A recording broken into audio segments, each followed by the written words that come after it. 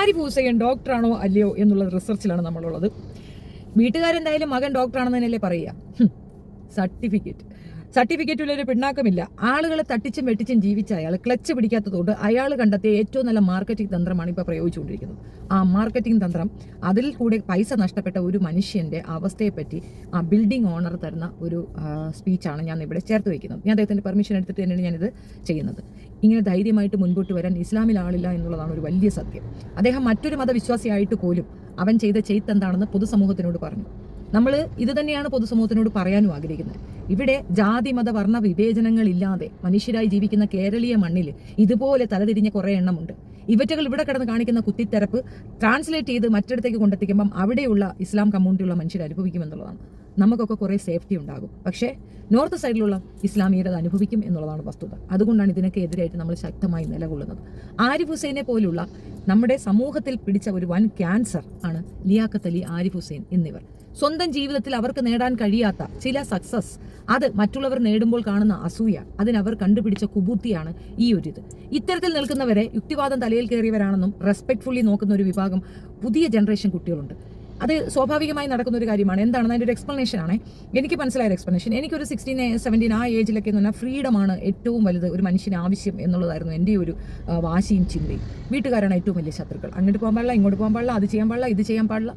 ഇന്ന് ഈ വയസ്സിലിരുന്നു കൊണ്ട് അന്ന് പറഞ്ഞത് ഉമ്മ വാപ്പ ഒക്കെ പറയണത് ഇപ്പോൾ എനിക്ക് മനസ്സിലാവുന്നത്. അന്ന് എനിക്കത് മനസ്സിലാവില്ല. അന്ന് എനിക്ക് ഏറ്റവും വേണ്ടത് ഫ്രീഡമാണ്.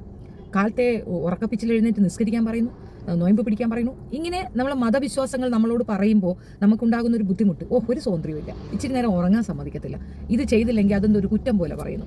ഇങ്ങനെ ഓരോ കാര്യങ്ങളും നമുക്ക് വീട്ടുകാരോട് ദേഷ്യം തോന്നുന്ന ഒരുപാട് കാര്യങ്ങൾ. ഈ ഒരു അവസരത്തിലാണ് ഇതൊക്കെ മിഥ്യയാണ്, ഇതൊക്കെ പോക്ക് കേസാണ്, ഇതൊന്നും ശരിയല്ല എന്നൊരുത്തം പറയുമ്പോൾ അവനെ നമുക്ക് ഡിവൈൻ എന്തോ സംഗതിയായിട്ട് തോന്നും. അതാണ് ഇപ്പോഴത്തെ ചെറുപ്പക്കാർക്ക് പറ്റുന്ന ഒരു അബദ്ധം. നിങ്ങൾക്ക് മാതാപിതാക്കൾ പറയുന്നത് എന്താണെന്ന് മനസ്സിലാക്കണമെങ്കിൽ നിങ്ങൾ മാതാപിതാക്കളാകണം. പെൺമക്കൾ വളരെ ശത്രുതാപരമായി ചിന്തിക്കുന്നത് അമ്മയാണ്. അന്ന് അമ്മയാണ് ഏറ്റവും കൂടുതൽ റെസ്ട്രിക്ഷൻ പെൺമക്കൾക്ക് കൊടുക്കുന്നത്. ഒന്ന് പ്രസവിച്ച് കഴിഞ്ഞാൽ തീരാവുന്ന കുത്തിക്കിഴപ്പേ ഉള്ളൂ. ഒന്ന് പറയുമ്പോഴത്തേക്ക് പെണ്ണിന് മനസ്സിലാവും അമ്മ എന്തായിരുന്നു, അമ്മ എന്താണ് നിങ്ങളോട് പറയാൻ ആഗ്രഹിച്ചത്. അമ്മയെ ശത്രുപക്ഷത്ത് വെക്കുന്ന ഓരോ പെണ്ണും ഒരമ്മയാകുമ്പോൾ തീരും കുത്തിക്കിഴപ്പ്, അത്രയേ ഉള്ളൂ. അവരവരുടെ ആ പൊസിഷൻ അവരവർ കൃത്യമായി നിർവഹിക്കുന്നത് കൊണ്ടാണ് നമ്മുടെ സമൂഹം ഇങ്ങനെ നന്നായി പോകുന്നത്.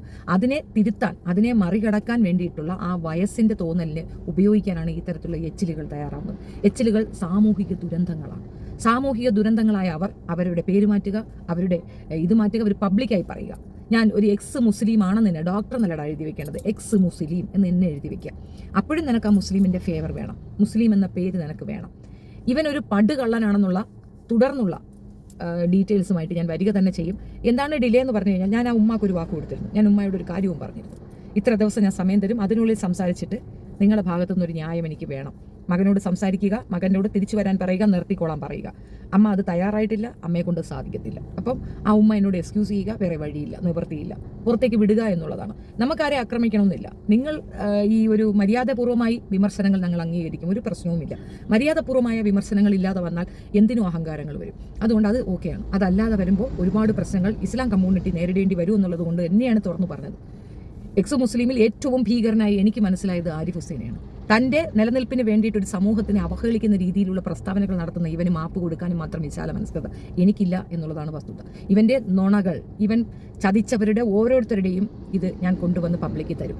നിങ്ങൾ അതിൽ നിന്ന് തീരുമാനിച്ചാൽ മതി, അല്ലാതെ ഞാനായിട്ടല്ല. ഈ ഹിന്ദു കമ്മ്യൂണിറ്റിയിൽ നിന്ന് വന്ന ഒരു മനുഷ്യനാണ് അദ്ദേഹം, മനുഷ്യനാണ്. അത് തന്നെ ഞാൻ പറയും. ആ മനുഷ്യന് തോന്നിയ മനസ്സ് ചുറ്റുമുള്ള നിങ്ങൾക്കും കൂടെ തോന്നിക്കഴിഞ്ഞാൽ തീരാവുന്ന പ്രശ്നമേ ഉള്ളൂ. ഒരു പ്രതലമാണ് ഞാൻ ഈ ഓപ്പൺ ചെയ്ത് വെച്ചിരിക്കുന്നത്. അവൻ ചെയ്ത മോശങ്ങൾ സത്യമുണ്ടെങ്കിൽ, അതായത് നിങ്ങളുടെ ഭാഗത്ത് സത്യമുണ്ടെങ്കിൽ, നിങ്ങൾക്കത് കൃത്യമായി അവതരിപ്പിക്കാൻ കഴിയുമെങ്കിൽ, തെളിവുണ്ടെങ്കിൽ എന്നെ കോൺടാക്ട് ചെയ്യുക. I will come there and collect the details. ഞാനത് പബ്ലിക്കിലേക്ക് ഇട്ട് കൊടുക്കും, ജനം തീരുമാനിക്കട്ടെ. പിന്നെ മലം ടി വിയുടെ ഡീറ്റെയിൽസ് ഞാൻ പബ്ലിക്കിൽ തന്നിട്ടുണ്ട്. പലരും വന്നിട്ട് എന്നെ കളിയാക്കിക്കൊണ്ടൊരു ചോദ്യമുണ്ട്, മലം ടി വിയെ പൂട്ടിയൊന്നും. മലം ടി വിയെ പൂട്ടുന്നു, അതിൽ തർക്കമേ ഇല്ല. പക്ഷെ എന്ത് ചെയ്യണമെന്നറിയാമോ? ഇസ്ലാമിയർക്ക് നിങ്ങളെപ്പോലുള്ള കുടില ബുദ്ധിയും കൂടെ വരണം. അവരുടെ ക്രിമിനൽ മൈൻഡ് അല്ല, അതുകൊണ്ടാണ്. അവർക്ക് നമ്മളും ജീവിക്കണം, മറ്റുള്ളവരും ജീവിക്കണം എന്ന മനസ്സാണ്. അതുകൊണ്ടാണ് അവർക്ക് ഇതിൻ്റെ സീരിയസ്നെസ് മനസ്സിലായാൽ മലം ടി വി 8 നിലയിൽ പൂട്ടും. എടാ, നല്ലവരാണെങ്കിൽ, അന്തസ്സുള്ളവരാണെങ്കിൽ സ്വന്തം അധ്വാനത്തിൽ ഉണ്ണണം. മറ്റുള്ളവരുടെ അധ്വാനത്തിൽ ഉണ്ടിട്ട് ഉറങ്ങി ജീവിക്കുന്ന വൃത്തികെട്ട മലം ചാനലിനോട് എനിക്കൊന്നും പറയാനില്ല. ഒന്നാമത്, ദുബായ് ബേസ്ഡായ കമ്പനിയിൽ നിന്നുള്ള ഫണ്ട് കൊണ്ട് പ്രവർത്തിക്കുന്ന ഈ സ്ഥാപനം ഏറ്റവും കൂടുതൽ ഉപദ്രവിക്കുന്ന ഇസ്ലാമിയരാണെന്ന് അവിടുത്തെ ഭരണാധികാരികളെ അറിയിക്കാൻ തക്കവണ്ണം ഒരു അസോസിയേഷന് മുൻപോട്ട് വന്നിട്ടില്ലെങ്കിൽ അവരത് അനുഭവിക്കാൻ അർഹരാണെന്നാണ് ഞാൻ പറയുക. ദുബായ് ബേസ്ഡ് ആയിട്ടുള്ള സാധാരണ ഒരു മനുഷ്യൻ ഇൻഫർമേഷൻ കൊടുത്താൽ മാത്രം തീരാവുന്നതാണ്. അപ്പോൾ ഞാനും ഷിനു ഞങ്ങളെല്ലാവരും ഈ വിഷയത്തിൽ എടുത്ത് വീഡിയോ ചെയ്തിട്ടുണ്ട്. ഞങ്ങൾക്ക് ഇൻഫർമേഷനെ തരാൻ പറ്റൂ, ലിമിറ്റേഷൻസ് ഉണ്ട്. അപ്പോൾ എൻ്റെ കാര്യത്തിൽ എനിക്ക് അവിടം വരെ എൻ്റെ കുഞ്ഞുങ്ങളെ ഇവിടെ ഉപേക്ഷിച്ചിട്ട് അങ്ങോട്ട് വരുന്ന കാര്യമൊന്നും പ്രാക്ടിക്കൽ അല്ല. ഹെൽത്ത് ഇഷ്യൂസ് ഉണ്ട്. അങ്ങനെ ഒരു സമയം വരികയാണെങ്കിൽ എനിക്ക് വിസയൊക്കെ എടുത്ത് തന്നൊന്നും ഞാൻ തർക്കിക്കുന്നില്ല, ശരിയാണ്. പക്ഷെ വരാൻ ചിലപ്പം എനിക്ക് ചില ബുദ്ധിമുട്ടുകളുണ്ട്. അതുകൊണ്ടാണ്. ഇല്ല വെച്ചാൽ ഞാൻ വന്നിട്ട് ഞാൻ തന്നെ ഇത് ക്ലിയർ ചെയ്തിട്ടുണ്ടാവും. നീ അങ്ങനെ ഒരു നിർബന്ധിത ഘട്ടമാണെങ്കിൽ പറയാൻ പറ്റത്തില്ല, ഞാൻ കയറും. അപ്പോൾ നമുക്ക് മലൻ ടി വിക്കെതിരെ എന്ത് ചെയ്യണമെന്നുള്ളത് അപ്പം തീരുമാനിക്കാം. അപ്പോൾ മലൻ ടി വിക്കെതിരെ ചെയ്യാനുള്ളതൊക്കെ ഞാൻ ചെയ്തിട്ടുണ്ട്. ചെയ്യേണ്ടതിന് ഇസ്ലാമിയരാണ്. ഇസ്ലാം മതവിശ്വാസികൾ ദുബായിലുണ്ടെങ്കിൽ അവർ ഐക്യകണ്ഠേന ചേർന്ന് ഒപ്പിട്ടുകൊണ്ട് കൊടുത്തു കഴിഞ്ഞാൽ ആ കമ്പനി പൂട്ടിക്കെട്ടാനുള്ള തീരുമാനം എക്കണോമിക് ഡിപ്പാർട്ട്മെന്റിൽ നിന്നുണ്ടാകും. സിമ്പിൾ പരിപാടിയാണ്. അവിടെ അൽത്തവാർ സെന്ററിലാണ് എക്കണോമിക് ഡിപ്പാർട്ട്മെന്റ് ഉള്ളത്. അവിടെ ചെന്നാൽ അബ്ദുള്ള എന്ന് പറയുന്ന മുദീറുണ്ട്, മാനേജറാണ്. ഷെഫീന എന്ന് പറഞ്ഞാൽ അദ്ദേഹത്തിന് മനസ്സിലാവും. ബാക്കി അദ്ദേഹം നോക്കിക്കൊണ്ട് ആർക്കെങ്കിലും ധൈര്യമുണ്ടെങ്കിൽ മുൻപോട്ട് വരിക. ഞാൻ പറഞ്ഞാൽ അദ്ദേഹം കേൾക്കും. എൻ്റെ മൊബൈൽ നഷ്ടപ്പെട്ട കാരണം എനിക്ക് അവരുടെ ഒന്നും കോൺടാക്ട്സ് ഇല്ല. ഇത്രയും പബ്ലിക്കായി അദ്ദേഹത്തിൻ്റെ പേര് പറയാൻ സാധിക്കുന്നുണ്ടെങ്കിൽ എനിക്ക് എവിടം വരെ എത്താൻ കഴിയുമെന്നുള്ളത് മനസ്സിലാക്കുക. ബാക്കി അദ്ദേഹത്തിന് പറഞ്ഞു കൊടുത്താൽ മനസ്സിലാകും. അദ്ദേഹം മനസ്സിലാക്കും. ബാക്കി അദ്ദേഹം ചെയ്തോളൂ. ഇത് എത്രയോ പ്രാവശ്യം പറഞ്ഞിട്ടും അത് കുഴപ്പമില്ല, അറിഞ്ഞാൽ മതി എന്നുള്ളൊരു രീതി നടക്കുന്നവരടുത്ത് എനിക്കൊന്നും ചെയ്യാനാകത്തില്ല. എനിക്ക് ലിമിറ്റേഷൻസ് ഉണ്ട്. എനിക്ക് ഈ ബാക്കിയുള്ളവർ ഉള്ള സാധനങ്ങൾ മുക്കുന്നതിന് മുമ്പ് പുറത്തേക്ക് കൊണ്ടുവരിക എന്നുള്ള ഡ്യൂട്ടിയിലാണ് ഞാൻ. അപ്പോൾ നിങ്ങൾ ഈ വീഡിയോ കേൾക്കുക, മുഴുവൻ കേൾക്കുക. അതിനുശേഷം നിങ്ങളുടെ അഭിപ്രായം കമൻറ്റ് രേഖപ്പെടുത്തുക. ആർക്കെങ്കിലും നിങ്ങൾക്ക് ഇതുപോലെ ദുരനുഭവങ്ങൾ എക്സ് മുസ്ലിംസിൽ നിന്നുണ്ടായിട്ടുണ്ടെങ്കിൽ തുറന്നു പറയുക. നിങ്ങൾക്കൊപ്പം ഞാനുണ്ട്. തീർച്ചയായിട്ടും ഇത് ഒരു സോഷ്യൽ റെസ്പോൺസിബിലിറ്റിയുടെ പുറത്ത് ചെയ്യുന്ന കാര്യമാണ്. പേഴ്സണലി എനിക്ക് അവരോട് ആരോടും ദേഷ്യങ്ങളൊന്നുമില്ല. Thank you. വീഡിയോ ഇഷ്ടപ്പെടുകയാണെങ്കിൽ ലൈക്ക് ചെയ്യുക, ഷെയർ ചെയ്യുക and subscribe my channel. Hello, ഞാൻ നിങ്ങളെ വീഡിയോസ് ഒക്കെ കാണാറുണ്ട്. കോഴിക്കോട് നിന്ന് വിളിക്കുന്നത്. ഞാൻ വിളിച്ചത് ഒരാളെ പറ്റി ഒരു വിവരം തരാം. നിങ്ങൾ ആരിഫ് ഹുസൈന്റെ പറ്റിയിട്ട് വിവരം തരാൻ വേണ്ടിയിട്ട് വിളിച്ചതാ. ആരിഫ് ഹുസൈന്റെ വീഡിയോസ് ഒക്കെ ചെയ്യുന്ന കണ്ടിട്ട് നിങ്ങൾ എവിടെ ശരിക്കും സ്ഥലം എവിടെയാ? ഞാനിപ്പം മഞ്ചേരിയിലാണ്. മഞ്ചേരിയാണോ സ്വദേശം? അല്ല, ഞാൻ കോട്ടയം അല്ലേ? മഞ്ചേരി താമസിക്കുന്നല്ലേ? അല്ലല്ല, ഞാനിപ്പോ ഒരു വിസിറ്റിന് വന്നു ഒരാളെ. ഓക്കെ, കോട്ടയാണ് സ്വദേശം അല്ലേ? ഞാൻ കോഴിക്കോട് നിന്നാണ് വിളിക്കുന്നത്. അപ്പോൾ ഈ ആരിഫ് ഹുസൈൻ എന്ന് പറഞ്ഞ വ്യക്തി നിങ്ങളെന്തായാലും വീഡിയോ കണ്ടിരുന്നു. അപ്പോൾ ഞാൻ ഈ നിങ്ങളുടെ നമ്പർ നാളെ ആ ഒരു മറ്റേ ഇതിൽ കണ്ടിരുന്നു. അപ്പോൾ അതിന് വിളിക്കുന്നത്. ആരിഫ് ഹുസൈൻ എന്ന വ്യക്തി ഇവിടെ കോഴിക്കോട് മുക്കം എന്ന സ്ഥലത്ത് താമസിക്കുന്ന വ്യക്തിയാണ്. നിങ്ങളവരെ വീട്ടിൽ പോയിട്ടുണ്ടോ അല്ലേ? വീട് തൃശ്ശൂരല്ലേ? അതല്ലല്ലോ, ഇവിടെ മുക്കത്ത് ഇവിടുന്ന് മാറി വന്നാല് ഈ ലൊക്കേഷൻ ഇട്ട് ഞാൻ പോവുക ചെയ്തിട്ടുള്ളത്. ലൊക്കേഷൻ ഇട്ട് പോയിട്ട് തൃശ്ശൂർ എന്നാണ് എന്റെ ഓർമ്മ. എന്നാലും അവിടുന്ന് മാറിയോറില്ല. ഞങ്ങളൊക്കെ പരിചയമുള്ള സ്ഥലത്ത് വിദ്യാർത്ഥിനെ ഞാൻ എങ്ങനെ പരിചയപ്പെടുന്ന വെച്ചാൽ, ഇപ്പൊ എനിക്ക് എന്റെ വീടിന്റെ അടുത്ത് ഒരു ബിൽഡിംഗ് ഉണ്ട്. ഒരു 3-4 നില ബിൽഡിംഗ് ഉണ്ട്. ഈ ബിൽഡിംഗിൽ ഈ ആരിഫ് ഹുസൈൻ എന്ന വ്യക്തി വേറൊരു വ്യക്തി കൂടി പാർട്ണർഷിപ്പിൽ ഒരു ഓഫീസ് എടുത്തിരുന്നു. അപ്പൊ ഈ ഓഫീസ് ഹോസ്പിറ്റൽ അല്ലേ? അല്ലല്ല, അദ്ദേഹം ഡോക്ടർ ഒന്നല്ലേ, വ്യാജ ഡോക്ടർ. ഹോമിയൊന്നുമില്ല അദ്ദേഹത്തിന്. എന്തോ ഞാൻ ചോദിച്ചപ്പോ എന്തൊക്കെയോ പറയുന്നത്. ഇദ്ദേഹത്തിന്റെ ഒരു ആള് പക്കാ കള്ളനാണ്. അത് ഞാൻ പറയാൻ കാരണം എന്താ വെച്ചാല്, നമ്മളെ ബിൽഡിങ്ങിൽ ഇതിന്റെ എല്ലാ റെക്കോർഡ്സ് ഉണ്ട്. നമ്മളെ ബിൽഡിങ്ങിൽ ഒരു 3-4 എന്റെ വീടിന്റെ അടുത്തുള്ള ഒരു ബിൽഡിംഗ്, നമ്മളെ ഓൺ ബിൽഡിംഗ് ആണ്. ആ ബിൽഡിങ്ങിൽ സെക്കൻഡ് ഫ്ലോറിൽ ഫസ്റ്റ് ഫ്ലോറിൽ അവരൊരു റൂം എടുത്തിട്ടുണ്ടായിരുന്നു. ഓഫീസിന് വേണ്ടി റൂം എടുത്തിട്ടുണ്ടായിരുന്നു. ഈ റൂം എടുത്തത് എന്ന് പറഞ്ഞാൽ കൊടുവള്ളിയിലെ ഫിനു മുഹമ്മദ് എന്ന് പറഞ്ഞ ആളും ഒരു പയ്യൻ, വളരെ യങ്ങായിട്ടുള്ള ഒരു 10-23 വയസ്സുള്ള ഒരു പയ്യൻ. അവൻ വളരെ റിച്ച് ആണ് ആള്. അവന് അവന്റെ ഉപ്പൊക്കെ 2-3 ജ്വല്ലറിയും ഒക്കെ ഉണ്ട്. അപ്പൊ ഇവിടെയൊക്കെ വരുന്ന വലിയ സെറ്റപ്പ് കാറിലൊക്കെ വരല്.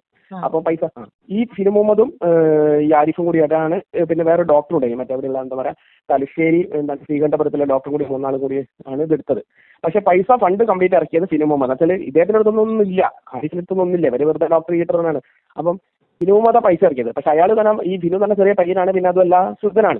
അപ്പൊ ഇവൻ ആരിഫ് ഹുസൈൻ എന്ത് പറ്റിയിരിക്കുകയാണ്, ഇവർ ഈ അക്കൗണ്ട് ഒക്കെ ഉണ്ടല്ലോ, നമ്മൾ കമ്പനീന്റെ ഓഫീഷ്യൽ ആവശ്യത്തിന് വേണ്ടി അക്കൗണ്ട് ഒക്കെ ആർക്ക് വേണമെങ്കിൽ സൈൻ ചെയ്ത് പൈസ വാങ്ങാൻ പറ്റുന്ന ഒരു ഇതൊക്കെ ഉണ്ട്. അതിൽ ഫിനു മുഹമ്മദിനെ നല്ല പൈസ പറ്റിച്ചിട്ട് സത്യം പറഞ്ഞ ഫിനു മുഹമ്മദ് ഇവിടുന്ന് പോകുമ്പോൾ ഞങ്ങളുടെ എഗ്രിമെന്റ് നമ്മൾ ഇവിടുന്ന് വെക്കിറ്റ് ചെയ്ത് അവർ പോയപ്പോൾ നമ്മുടെ അടുത്ത് വന്നിട്ട് കാര്യങ്ങളൊക്കെ സംസാരിക്കുമ്പോൾ പറയുന്നത് 32 ലക്ഷം രൂപ. ഞാൻ ഇവിടെ തുടങ്ങുമ്പോൾ എനിക്ക് 32 ലക്ഷം. ഇപ്പോൾ ഇവിടുന്ന് പോകുമ്പോൾ 32 ലക്ഷം ഇവിടുന്ന് ഇല്ലാണ്ടാ പോയത്. എനിക്ക് 32 ലക്ഷം എവിടെ പോയി? അത് ഇവരൊക്കെ അടിച്ചു മാറ്റി എന്നുള്ളത് പറഞ്ഞു. അപ്പം നിങ്ങൾ ഈ രാത്രി വീട് ഉറങ്ങുമ്പോൾ വാതിൽ തുറച്ച കള്ളന്മാരെ ഒന്ന് കട്ടുണ്ടായിട്ട് പിന്നെ കള്ളന്മാരെ കിട്ടാൻ പറ്റും. നിങ്ങൾക്ക് ഓർക്കൊക്കെ അത് കൊടുത്തിട്ടില്ല. അല്ലെങ്കിൽ എല്ലാവരും അങ്ങനെ ആയിക്കോളുന്നില്ല. അപ്പോൾ ചിലർ വളരെ മതിയാണ്. പക്ഷെ ഇവര് അങ്ങനെ ഇവൻ കാറൊക്കെ വാങ്ങി. ഏറ്റവും വലിയ വിറ്റായിട്ട് എനിക്ക് തോന്നിയത് വെച്ചിട്ടുണ്ടെങ്കിൽ ഈ ഇവര് നഷ്ടമൊക്കെ പറ്റിയിട്ടാണ് ഈ സ്ഥാപനം നഷ്ടം പറ്റാത്തിൽ ഇവരിങ്ങനെ എല്ലാം പൈസ അടിച്ചു മാറ്റി. ഫിനു ആണെങ്കിൽ ഇവിടെ അങ്ങനെ വരലില്ലാത്തല്ലോ. അവന് 2-3 ജ്വല്ലറി ഉണ്ട്, അവിടെയൊക്കെ നോക്കണം. പിന്നെ ഇടയ്ക്ക് മാസത്തിൽ 2 മാസം കൂടുമ്പോൾ ഗൾഫ് പോകും, അവിടെ എന്തെങ്കിലും ബിസിനസ് ഉണ്ട്. അപ്പം അങ്ങനെ ഇവിടെ അങ്ങനെ നോക്കൂല. അപ്പം ഇവർ ഈ കിട്ടിയ അവസരം മാക്സിമം അവർ ഊറ്റി ഇതാക്കി പുതിയ ബലനോ കാറൊക്കെ എടുത്ത് ആരിഫ് അങ്ങനെയൊക്കെ ഇതിന്റെ മുകളിലായി. അങ്ങനെ ഇവർ ലാസ്റ്റ് നഷ്ടം പറ്റി ഇവിടെ ഈ ബിസിനസ് നിർത്തിയിട്ട് കുറച്ച് ദിവസങ്ങളെ ഇവർ സാധനങ്ങൾ കൊണ്ടുപോയി. ഓഫീസിലുള്ള സാമഗ്രികൾ ഉണ്ടല്ലോ, അത് അവർ കൊണ്ടുപോയിട്ടില്ലേ. അപ്പോ ഞങ്ങളോട് പറഞ്ഞ് കുറച്ച് അവധി ചോദിച്ചതാണ്. ഞങ്ങൾ പറഞ്ഞ് ആരോ ഇനി അടുത്ത ഒരു പാർട്ടി വരുന്നതിന് മുമ്പ് മാറ്റി തരണം കേട്ടോ. എന്തായാലും മാറ്റി തരണം. അങ്ങനെ പിന്നെ എനിക്ക് മനസ്സിലായത് ഫിനാണ് ഇതിന്റെ എല്ലാ ഫിനാൻഷ്യൽ സംസാരത്തിന് മനസ്സിലായി. അങ്ങനെ കുറച്ച് ദിവസം കഴിഞ്ഞപ്പോൾ ഒരു ഈവനിങ്ങിൽ, ഒരു സൺഡേ ഈവനിങ്ങിലുണ്ട് നമ്മളെ എന്റെ വീടിന്റെ തൊട്ടടുത്ത് തന്നെ ഈ ബിൽഡിംഗ്. അപ്പൊ നമ്മളെ വീട്ടിന്റെ മുന്നിൽ നിൽക്കുമ്പോൾ ബിൽഡിങ്ങിന്റെ മുമ്പിൽ ആരും വന്നാലും കാണാൻ പറ്റും. ബിൽഡിങ്ങിന്റെ മുമ്പിൽ ഒരു കാർ ഇങ്ങനെ വട്ടം ചുറ്റി കളിക്കുന്നു. അപ്പൊ ഞാൻ അങ്ങോട്ട് പോയി നോക്കുമ്പോൾ അതിന്റെ ഉള്ളിൽ ആരിഫാണ്. നമ്മൾ ഈ സൺഡേ ബാക്കി സ്ഥാപനങ്ങളൊക്കെ അവധിയാണല്ലോ, ബിൽഡിങ്ങിലുള്ള എല്ലാ സ്ഥാപനങ്ങളും അവധിയാണ്. അപ്പോൾ ഒരു കാർ ഇങ്ങനെ വട്ടം ചുറ്റി കളിക്കുമ്പോൾ നമ്മൾ ശ്രദ്ധിച്ചു, അല്ലെങ്കിൽ നമ്മൾ ശ്രദ്ധിക്കണേ. വർക്കിംഗ് ഡേയ്സിൽ ഇപ്പോൾ ഇന്നൊക്കെ വർക്കിംഗ് ഡേ അല്ല, വർക്കിംഗ് ഡേയിൽ കാറുകളൊക്കെ വന്നും പോയി കളിക്കും. പല കസ്റ്റമേഴ്സും പല സ്ഥാപനങ്ങളും അവിടെ വർക്ക് ചെയ്യുന്നുണ്ട്. ബെഡിന് ഷോപ്പുണ്ട്, ടോയ്സിന് ഷോപ്പുണ്ട്, അവിടെ ആൾക്കാർ വരും കസ്റ്റമറുടെ. അപ്പോൾ നമ്മൾ നോക്കാറില്ല. ഇപ്പോൾ ഞായറാഴ്ച അതിനെ കൊണ്ട് കാർ ഇങ്ങനെ വട്ടം ചുറ്റി കളിക്കുമ്പോൾ ഞങ്ങൾക്ക് വളയ്ക്കാനായിട്ടാണ് ഞങ്ങൾ നോക്കുമ്പോൾ ഒരു ബെലനോ കറണ്ട് അതിൽ ആരിഫാണ്. ഡോക്ടർ ആരിഫ് എന്നല്ല, വെറും ആരിഫ്. ഡോക്ടർ ആരിഫ് എന്നൊക്കെ അവനിട്ടതല്ലേ, അവൻ തന്നെ ഇട്ടിട്ട് അവൻ തന്നെ അതിന്റെ മുകളിൽ. അപ്പൊ ഞാൻ ചോദിച്ചു, എന്റെ ആരിഫെ അല്ല പ്രസിദ്ധ് ഭായി, എന്നോട് ഭയങ്കര പ്രസിദ്ധ് ഭായി, എൻ്റെ ഒരു പ്രസിദ്ധ് എന്നാണ് പേര്. അപ്പൊ പ്രസിദ്ധ് ഭായി എൻ്റെ ഒരു സാധനം എടുക്കാൻ വേണ്ടി വന്നത്, നമ്മൾ ഓഫീസിൽ എടുക്കാൻ വേണ്ടി വന്നത്. ഞാൻ പറഞ്ഞു എടുത്തോളൂ. അപ്പൊ അപ്പോഴും എനിക്ക് മനസ്സിലായില്ല ഇവർ തമ്മിൽ തന്നെ പാർട്ണർഷിപ്പ് തന്നെയാണ്. അപ്പോൾ ഒരു ഓണർക്ക് അവരുടെ സ്ഥാപനത്തിൽ നിന്ന് സാധനം എടുത്തുകൊണ്ട് പോകാൻ വേണ്ടിയിട്ട് എന്റെ അനുവാദമൊന്നും വേണ്ടല്ലോ. അവരുടെ സ്ഥാപനമാണ്, അല്ല സ്ഥാപനം നിർത്തി, പക്ഷേ സ്ഥാപനത്തിലെ സാധനങ്ങൾ അവർ കൊണ്ടുപോകാൻ കുറച്ച് അവധി വെച്ചിട്ടുണ്ട്. അപ്പൊ അതിൽ സാധനങ്ങൾ കൊണ്ടുപോകണമെങ്കിൽ എന്റെ അനുവാദമൊന്നും വേണ്ട. പക്ഷെ ഞാൻ ആ രീതിയിലേ കരുതുള്ളൂ. ഓക്കെ എന്ന് പറഞ്ഞു. അപ്പൊ എന്നോട് പ്രസിദ്ധ് ഭായി ഇന്ന് ആരും ഇല്ലൊന്ന് ഹെൽപ്പ് ചെയ്യോ, ഒരു 2 ടേബിൾ കൊണ്ടുപോകാൻ വേണ്ടി. ഞാൻ പറഞ്ഞു നോക്കട്ടെ, പറ്റാതെ നോക്കാം ടേബിളൊക്കെ. അങ്ങനെ 2 വലിയ ടേബിൾ, അതിൻ്റെ ഉള്ളിൽ ടേബിൾ തന്നെ അടിപൊളിയായിട്ട് ഉണ്ടാക്കിയ ഈ കമ്പ്യൂട്ടറൊക്കെ വെക്കാൻ അങ്ങനെ പല സാധനങ്ങൾ കുറേ റൗണ്ട് ടേബിളൊക്കെ ആക്കി ഇടാൻ പറ്റുന്ന ഒരു ടേബിൾ. ആ ടേബിൾ 2 കൂടാൻ വേണ്ടി 2 ടേബിൾ അതിൻ്റെ ഉള്ളിൽ കാർ കയറി, ബാക്കിൽ സീറ്റൊക്കെ മടക്കിയിട്ട് കാർ കയറി. അപ്പോൾ ഞാനും വിചാരിച്ച് ഇവൻ ഓണറല്ലേ, അപ്പോഴും ഞാൻ ഇവന് തുല്യ പാർട്ണറല്ല, ഓണറല്ലേ, അവർക്ക് എന്ത് സാധനം വേണമെങ്കിൽ കൊണ്ടുപോകല്ലോ. അവർ തമ്മിൽ സാധനങ്ങൾ ഇപ്പം വാങ്ങിയത് പൈസ മറ്റേ ബിസിനസ്സിലുള്ള പൈസ അശ്വിന് ഇറക്കിയതാണെന്നൊക്കെ എൻ്റെ വിചാരം. അതുകൊണ്ട് ഞാനും അതിന് എതിരല്ല. എനിക്ക് ഓണർ സംബന്ധിച്ച് അത് അതിന് തടയിടേണ്ട ആവശ്യമില്ല. ഇത് കൊണ്ടുപോയി കുറച്ച് ദിവസം കഴിഞ്ഞ് ഈ അതിൽ 3ാമത്തെ പാർട്ണറായ ഡോക്ടർ ഉണ്ട്, ഒരു വലിയ ലോറിയൊക്കെ ആയിട്ട് വരുന്നു. അപ്പോൾ ഈ ഫിനു എല്ലാ സാധനങ്ങളും ഡോക്ടർക്ക് ഹാൻഡ് ഓവർ ചെയ്തിട്ടുണ്ട്. എന്തോ ക്യാഷ് എമൗണ്ട് ഒക്കെ പറഞ്ഞിട്ട് ഡോക്ടർ വന്നിട്ട് വാതിൽ തുറന്നു നോക്കുമ്പോൾ ഒരു സാധനം അതിൻ്റെ ഉള്ളിലില്ല. അതിൽ ഒഴിവാക്കിയിട്ട കുറച്ച് സാധനങ്ങൾ മാത്രമാണ്. അപ്പോൾ ഡോക്ടർ ഞാൻ ഈ ലാലൻ്റെ ലോറി, അയാൾ തലശ്ശേരി എന്ന് പറഞ്ഞ സ്ഥലത്ത്, കോഴിക്കോട് നിന്ന് എത്ര ദൂരം തന്നെ ഒരു 100 അടുത്ത് 90 കിലോമീറ്റർ ദൂരത്തു നിന്ന് ആണ് വരുന്നത്. അതിൻ്റെ അപ്പുറത്ത് ശ്രീകണ്ഠപുരത്ത് നിന്ന് കുറേ ആൾക്കാരൊക്കെ ഇത് കയറ്റാനൊക്കെ, സാധനങ്ങളൊക്കെ കയറ്റാൻ, ടേബിൾസും പല AC ഇതൊക്കെ കയറ്റാൻ വേണ്ടിയിട്ട് ലോറിക്കായിട്ട് വന്നത്. ലോറിക്കായിട്ടൊന്നും അതിൻ്റെ ഉള്ളിൽ സാധനമില്ല, കുറേ ചപ്പ് ചവറ് കുറേ സാധനങ്ങൾ. അപ്പോൾ അപ്പോൾ ഡോക്ടർ ഞങ്ങൾ ചെയ്തപ്പോൾ ലോറി എടുത്ത് എന്തിനു വന്നാലാ, അപ്പോൾ ഫിനോട് വിളിച്ചോ. പിന്നെ പറഞ്ഞാൽ അവിടെ ഉണ്ടല്ലോ. അപ്പോൾ ഫിനു എന്നെ വിളിച്ചു. ഞാൻ പറഞ്ഞു ഇങ്ങനെ ഒരാൾ കൊണ്ടുപോയിട്ട് അയ്യോ അടിച്ചു മാറ്റിയോ. അപ്പോൾ ഞാൻ പറയും നിങ്ങളുടെ തന്നെ കുഴപ്പമോ, നിങ്ങൾ അങ്ങനെ ഈ കാട്ട് കള്ളനാണെന്നുണ്ടെങ്കിൽ നിങ്ങൾ അവൻ്റെ അടുത്ത് ചാവി വാങ്ങണേ. ഈ ചാവി എടുത്ത് തുറന്നിട്ടെല്ലാം കൊണ്ടായത്. ഇതാണ് ഇവൻ്റെ സംഭവം. അപ്പോൾ എടുത്ത കാർ പോലും ഫിനുവിൻ്റെയാണ്. അങ്ങനെ ഞങ്ങൾ ഒരു പ്രാവശ്യം എൻ്റെ വീട്ടിൽ പോയിരുന്നു. ഈ പ്രശ്നമല്ല, വേറെ ആവശ്യം നമ്മളൊരു ബിസിനസ് ചെയ്യുന്നത്. അതിൻ്റെ കാര്യത്തിൽ പോയപ്പം അന്ന് ഒരു താമസം കോഴിക്കോട് മുക്കം എന്ന സ്ഥലത്താണ്. ഈ സ്ഥലത്ത് ഒരു പ്രാക്ടീസ് റൂമൊക്കെ അവിടെ ഇരിക്കുന്നുണ്ട്. അവിടെ ഇരിക്കുമ്പോൾ നമ്മളോടൊരു പ്രത്യേക ഒരു അവൻ ആ സമയത്തില്ലേ ഞങ്ങൾ എത്തിയപ്പോൾ പിന്നെ വന്നത്. അപ്പോൾ അവൻ്റെ ഉമ്മിയപ്പൊക്കെ തന്നെ അപ്പൊക്കെയാണ് വയസ്സായിട്ടല്ല, ഭയങ്കര അസുഖമായിട്ട് കാലിലെന്തോ അസുഖം. മോൻ ഡോക്ടറാണെന്ന് പറഞ്ഞിട്ട് ആ ഉപ്പനാദ്യം ചികിത്സിക്കണ്ടേ. അസുഖമായിട്ട് ഉപ്പൊക്കെ കാലിലൊക്കെ എന്തൊക്കെ പ്രശ്നമായിട്ട് ഇങ്ങനെ ഇരിക്കുകയാണ്. അയാൾ ഇങ്ങനെ ഒരു പാവം മനുഷ്യൻ ഉമ്മിയുണ്ട് അവിടെ. അപ്പോൾ ഈ കൺസൾട്ടിംഗ് റൂമിൽ കുറച്ച് കഴിയുമ്പോൾ വന്നിട്ട് നമ്മളോട് ഇവിടുന്ന് കാണുന്ന അതൊന്നുമില്ല, ഭയങ്കര ഒരു വേറൊരു ഇതിലൊക്കെയാണ്. അപ്പോൾ ആള് പക്കാ ഫ്രോഡാണ് ഞാൻ പറയുന്നത്. അതെനിക്കും അറിയാം ഫ്രോഡാണ്. അതല്ല നമ്മളിപ്പോ നമ്മളൊക്കെ നേരിട്ട് കണ്ടിട്ടാണ് ആരും ധൈര്യമായിട്ട് മുമ്പോട്ട് വന്ന് പറയുന്നില്ല. അതാണ് എന്റെ പ്രശ്നം. പറയാമെന്നില്ല. ഇപ്പൊ എനിക്കിപ്പോ അയാൾ ടി വി കയറി എന്താ പറയുന്നത് എന്നെ ബാധിക്കുന്ന പ്രശ്നമാണ്. അപ്പൊ ഇവിടെ കേട്ടാൽ നേരം കൊണ്ട് അദ്ദേഹം പോകില്ല. കാരണം കാട്ടുകളാണ്. വീട്ടിൽ കയറ്റാൻ പറ്റില്ല. വീട്ടിൽ കയറ്റിയാൽ ഇവിടുന്ന് എന്തെങ്കിലും അടിച്ചു മാറ്റി പോകുന്നത്. സ്വന്തം അവിടുന്ന് ഒരു പാവം പയ്യനെ പറ്റിച്ചിട്ട് എത്രയോ ലക്ഷങ്ങൾ ബാങ്കിൽ നിന്ന് അടിച്ചു മാറ്റിയിട്ട് ആ ബിസിനസ് പൂട്ടിച്ചിട്ട് പിന്നെ ആ ബിസിനസ് പൂട്ടിയിട്ട് അവിടെയുള്ള ആ ഷോപ്പിലുള്ള ഈ തീ കത്തുന്ന കൈക്കോല് ഊരാന്ന് പറഞ്ഞ മാതിരി അവിടുന്ന് അടിച്ചു മാറ്റിക്കൊണ്ടായി. അതും 2 വലിയ ടേബിൾ. അപ്പൊ ഞാനൊരു ആ പാവത്തിന്റെ കാരണം എൻ്റെ കൂടി വന്നല്ലോ. ആ പിടിച്ചോട്ട് ഞാൻ ബിൽഡിംഗ് ഓണറാണ്. അപ്പൊ ഇവൻ പറഞ്ഞു പ്രസിഡന്റ് ഭായി അന്നൊക്കെ നമ്മൾ നല്ല ബന്ധമാണ്. അപ്പൊ ഞാൻ ഒരാഗ്രഹം ഹെൽപ്പല്ലേ ഇപ്പൊ പിടിച്ചു കൊടുക്കാൻ പറഞ്ഞപ്പോൾ ഞാനൊന്ന് പിടിച്ചത്. ഞാൻ പറയും ഈ കക്കാൻ വേണ്ടിയിട്ട് ആ ടേബിൾ ഞാനും കൂടെ അതിൽ പങ്കായല്ലോ. പക്ഷെ ഞാൻ അറിയാണ്ട് പറ്റിയതാണ്. ഞാൻ ഒരു ഓണർ വന്നിട്ട് ഓരോ ഓണറോ സ്ഥാപനത്തിൽ സാധനം കൊണ്ടുവന്ന് ഞാൻ എന്തിനാ അന്നൊക്കെ ഞാൻ തുല്യ പണതാന്നായിട്ട്. പിന്നെ മെച്ചപ്പിന്റെ അതിന്റെ ആരുമില്ല, അവനെ പറ്റി കൂടി അവിടെ നിന്നതാണ്. ഇതേമാരെ ആ പാവം പയ്യനെ പറ്റിച്ചിട്ട് 10-32 ലക്ഷം അടിച്ചു മാറ്റിയിട്ട് അവിടുന്ന്. അപ്പൊ ഞാൻ ഇവരോട് ചോദിച്ചു അനക്കൊക്കെ ഇങ്ങനെ ഇങ്ങനെ തുറന്നിട്ട് കൊടുത്താലും ഇവർ കട്ടുപോലെ എന്ത് പറ്റാൻ അന്ന് അത്ര ചിന്തിച്ചിലാണ്. ഞാൻ പറഞ്ഞു ബിസിനസ് വേറെ ഓനെ ഗോൾഡിൽ ബിസിനസും പല കാര്യങ്ങളുള്ളൂ ഉപ്പൊക്കെ കൂടി. അപ്പൊ അതുകൊണ്ട് ഓനായിട്ട് തിരക്കിലായിട്ട് ഇവിടെ അങ്ങനെ നോക്കലിന് ഈ സമയം ഇവർ മാക്സിമം മുതലെടുത്തു. കാട്ട് കള്ളനാണ് ഇവനെ. ഞാൻ പലരും വീഡിയോയുടെ മൈൻഡിലൊക്കെ കമന്റ് ഇടാറുണ്ട് ഇത് ഇവനെ വിശ്വസിക്കും കാട്ട് കള്ളനാണ്. പക്ഷെ എന്ത് ചെയ്യാനാണ്, ഓരോരുത്തർമാരതാണ്. പോയി ചാടി കൊടുക്കുന്നതല്ലേ പോയി ചാടി കൊടുക്കുന്നതല്ലേന്ന്. അതല്ല ഇത് അല്ല അത്. പക്ഷെ ഈ പറ്റിച്ചോട് ഇപ്പോഴും എവിടെ എത്തിയില്ല. അങ്ങനെ പല ടിവികളും മലം ചാനലിലൊക്കെ കയറിയിട്ട് ഇങ്ങനെ എന്തെങ്കിലും പറഞ്ഞ് മുസ്ലിംസിനെ കുറ്റം പറഞ്ഞ് നടക്കുകയാണ് ചെയ്യുന്നത്. പക്ഷേ ഫിനു എന്ന് പറഞ്ഞാൽ ഓന് കുറച്ച് പൈസ നഷ്ടപ്പെട്ടെങ്കിലും ഓനിപ്പോഴും നല്ല ലെവലിൽ തന്നെ അവർക്ക് ഇപ്പോഴും ജ്വല്ലറികളും പല സ്ഥാപനങ്ങളും ഗൾഫിലൊക്കെ ബിസിനസ് ഉണ്ട്. അതാണ് മറ്റൊരു അവനെ പറ്റിച്ച് ഒരു കാറ് വാങ്ങി, പിന്നെ കുറെ പൈസ 10 ലക്ഷം പറ്റിച്ച് അതൊക്കെ അതൊക്കെ പല വൈക്ക് ചെയ്തിട്ടുണ്ടാവും. പറ്റിച്ചുണ്ടാക്കിയ പൈസ അല്ലേ. നേരെ പോണം. ഇവരുടെ ഉമ്മ ഒരു 8 ലക്ഷം രൂപ കൊടുത്ത് പ്രോബ്ലം സോൾവ് ചെയ്തെന്ന് പറയുന്ന ഈ പുള്ളിയുടെ അടുത്താണോ?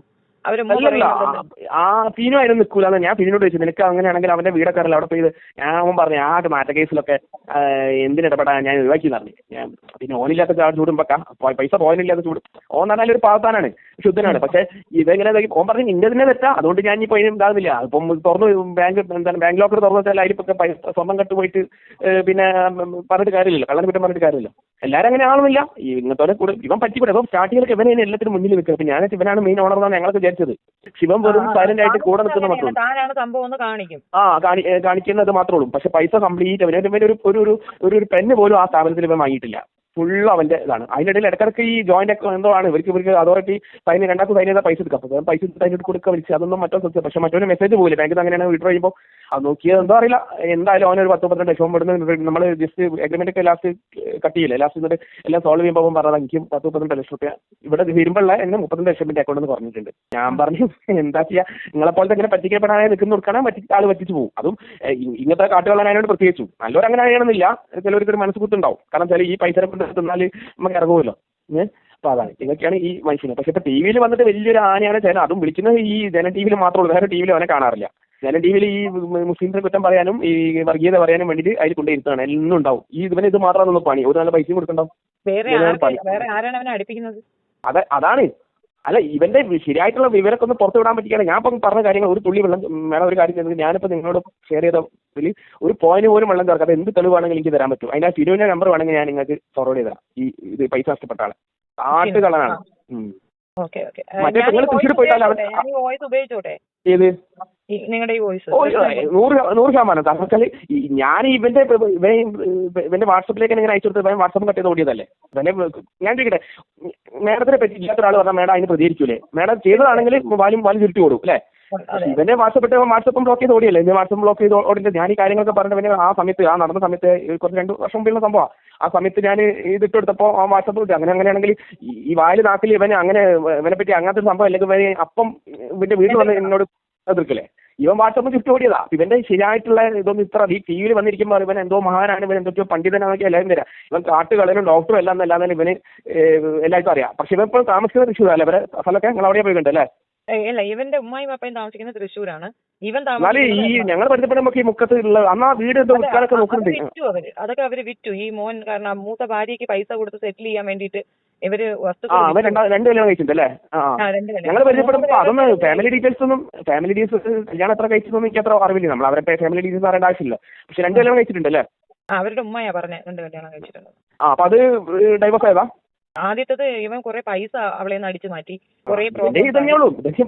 അങ്ങനെ അവള് കേസ് കൊടുത്തു. കേസ് ഒഴിവാക്കാൻ വേണ്ടി ഉമ്മായും അപ്പായും കൂടെ ആ പൈസ കൊടുത്ത് ഒതുക്കുകയാണ് ചെയ്തത്. അതിലൊരു മകളുണ്ട്. ആ കൊച്ചിന് ചെലവിനും കൊടുക്കൂല, ഒന്നും കൊടുക്കത്തില്ല. അവള് വീഡിയോയിൽ കണ്ടത്. അതെ നിങ്ങൾ ആ ഒരു വേറൊരാള് വീഡിയോ എന്തായാലും പേരെന്ന് എനിക്കറിയാം. കണ്ണടച്ചിട്ട് അയാൾ നിങ്ങളെ വീഡിയോ ഷെയർ ചെയ്തിട്ടുണ്ട്. അപ്പൊ കണ്ടു. Trend mojo. അതെ എന്താ ചെയ്യാ ആളെ പറയിപ്പിക്കാൻ വേണ്ടിട്ട്. അല്ല ഇവന് ഇത്രയും കാലം പേരെന്താ?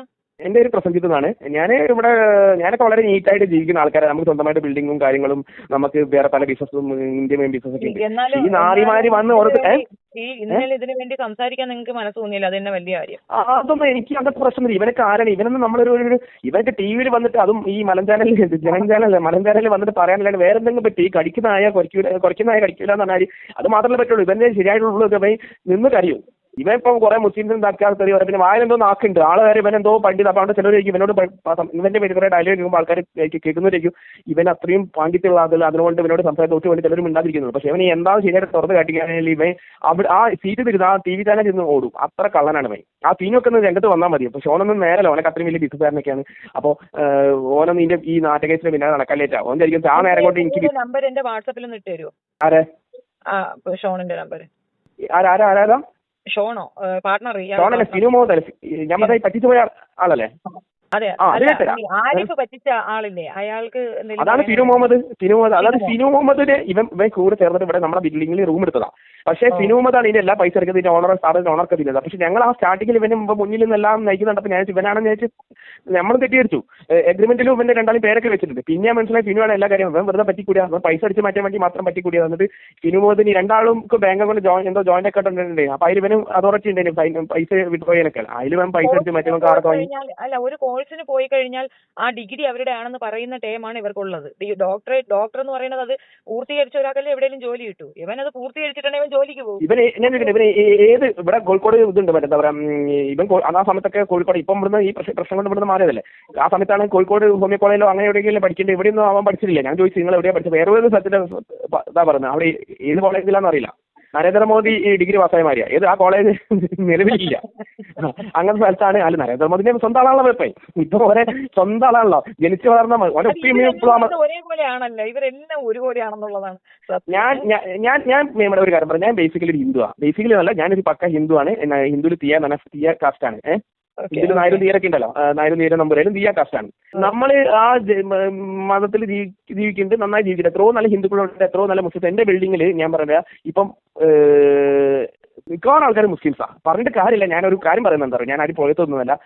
അവർക്ക് ആ കുറച്ച് ആംബിയറുകൾ വിശ്വസിക്കാം. മറ്റേ ഹിന്ദുക്കൾ കുറച്ച് പാവങ്ങളാണ്, ഈ കുറച്ച് പേടിക്കട്ടെ. ഞാൻ അടക്കം പറഞ്ഞാൽ അത് പൊട്ടിപ്പോകുമോ, നശിച്ചു പോകുമോ, അങ്ങനെ ഒന്നും ചെയ്യാൻ പറ്റില്ല. പക്ഷെ ഇപ്പൊ ഞാൻ പറയാം, എന്റെ ബിൽഡിങ്ങിൽ താഴത്ത് ഒരു ടോയ്സിന്റെ ഷോറൂമാണ്. അയാൾ 2 റൂം എടുത്താണ്. അപ്പുറത്ത് ബെഡിന്റെ ഷോപ്പാണ്. അതിന്റെ മുകളിൽ ചാർട്ടർ കൊണ്ട് അയാൾ മുസ്ലിംസാണ്. അതിന്റെ മുകളിൽ മാത്രം ഹിന്ദു ഉണ്ട്. അത് ഒരു മറ്റേ ആർക്കിടെക്ട്. ബാക്കി മിക്കവാറും മുസ്ലിംസാണ്. അപ്പോൾ പക്ഷെ ഞാൻ ഈ മുസ്ലിംസ് ആയാലും ഹിന്ദു ആയാലും അവരെ ബിസിനസ് ചെയ്യുന്ന എനിക്ക് വാടകയുണ്ട്. അവരാരായാലും എനിക്ക് എന്താ ഇവരൊക്കെ മതം കാണും. കാരണം എന്റെ അടുത്ത് തന്നെ ഒരു ഫ്രണ്ട് ഉണ്ട്, ഒരു മൂത്ത ആർഎസ്ആറിന്. അവർ സുജിത്ത്, അവൻ പറയാം നിങ്ങളുടെ ബിൽഡിങ്ങിലൊക്കെ മുസ്ലിംസ് അല്ലേ, ഓരോ നമ്മളെ ആൾക്കാർ കൊടുക്കും. നമ്മളെ ആൾക്കാർ എന്നാരാ എനിക്ക് മനസ്സിലായി എന്ന് പേര് പറയും. എന്താ പേര്? അപ്പം പറഞ്ഞാൽ നമ്മളെ ഹിന്ദുക്കൾക്ക് റൂം എടുത്ത് വെച്ചിട്ട് എനിക്ക് മുസ്ലിംസ് വാടക തന്നാലും ഹിന്ദു വാടക തന്നാലും എനിക്ക് അത് അരി വാങ്ങിയാൽ അരി കിട്ടും. എനിക്ക് ബാങ്കിൽ ഇട്ടാ പൈസ. പിന്നെന്താ ആയിരുന്നാലും ഇന്ന പൈസ മുസ്ലിംസ് ഹിന്ദു ഒക്കെ ഇന്ത്യൻ കറൻസി തന്നെയാണ്. പിന്നെ ഹിന്ദുക്കൾ ഒരാൾക്ക് കൊടുത്തിനി, ഒരാൾക്ക് ഈ കഴിങ്ങൽ മിഷനിൽ അടക്കം വരയ്ക്കാൻ വേണ്ടി കൈമ കയറുന്ന മിഷീൻ ഏട്ടനെ കൊടുത്താൽ ആദ്യം മാസം മുതൽ തന്നെ വാടക പുതിയാക്കില്ല. വാടക ചോദിച്ചാൽ കിട്ടില്ല. പിന്നെ അഡ്വാൻസ് വന്ന ചെക്ക് ബൗൺസ് ആയി. ഞാൻ പറയാം അങ്ങനത്തെ തെണ്ടികളെ ഹിന്ദുക്കൾക്ക് കൊടുക്കണോ? ഇനി എല്ലാത്തിനും കള്ളന്മാരുണ്ട്. ഞാനും പറയുന്നത് മുസ്ലിംസിൽ എല്ലാവരും നല്ലല്ല, പക്ഷെ മുസ്ലിം കള്ളന്മാരുണ്ട്, ഹിന്ദുക്കളും കള്ളമാണ്. അങ്ങനത്തെ ഒരു മോശം അല്ല, ഒരു മതം കംപ്ലീറ്റ് മോശമാണെന്ന് ഞാൻ പറയുന്നില്ല. എല്ലാത്തിനും നമ്മൾ അവരെ മാറ്റി നിർത്തണോ?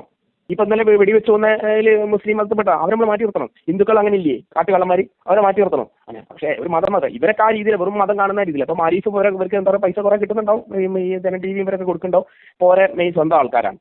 ഇതുകൊണ്ടുള്ള ഭവിഷ്യത്ത് ചിന്തിക്കുന്നില്ല അവൻ, അതാണ് പ്രശ്നം. അതല്ല, ഇവനെ സൃഷ്ടിച്ച ഉപ്പിയും ഇപ്പോഴും അത് മുസ്ലിം മതത്തിൽ തന്നെ ജീവിക്കുന്നത്. അവരിപ്പോഴും ഇവൻ തിരിച്ചു വരുമെന്ന് പ്രതീക്ഷ അങ്ങനെ കാത്തിരിക്കുകയാണ്. അല്ല, ഇവൻ മാറി തന്നെ ഇപ്പം ഒരു സുപ്രാത്തിന് ഹിന്ദു ചെയ്യേണ്ട ഹിന്ദു ആകുമോ? അവന്റെ ജനിച്ച രക്തം DNA ഒക്കെ നോക്കിയാൽ അതൊക്കെയാണ് മുസ്ലിംസ് തന്നെയല്ലേ.